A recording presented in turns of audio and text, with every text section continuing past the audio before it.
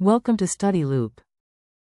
So in this problem, the mass of the Jupiter is as given that the orbital period of Moon Io is 1.77 days and the radius of the orbit is 4.22 times 10 raised to 8 meters.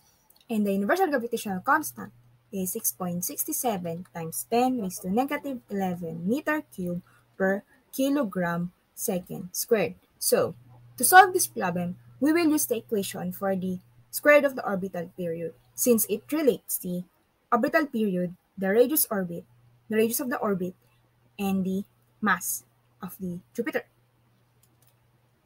So we have this. P squared is equals 4 pi squared r cubed over g. M. Isolating m to the left side since this is what we need, the equation becomes like this.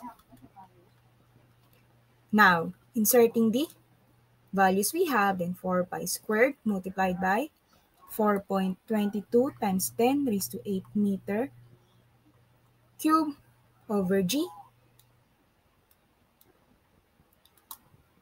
So 6.67 times 10 raised to negative 11 meter cube per kilogram second squared. And for the orbital period, since it's in unit of days, we have to convert it to seconds. So 1.77 days multiplied by this conversion factor. We know that we have 24 hours in one day.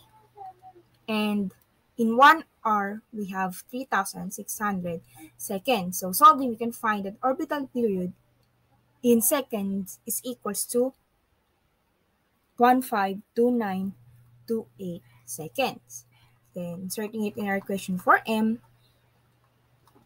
in solving, we can find that the mass of the Jupiter is equals to 1.9 times 10 raised to 27 kilogram.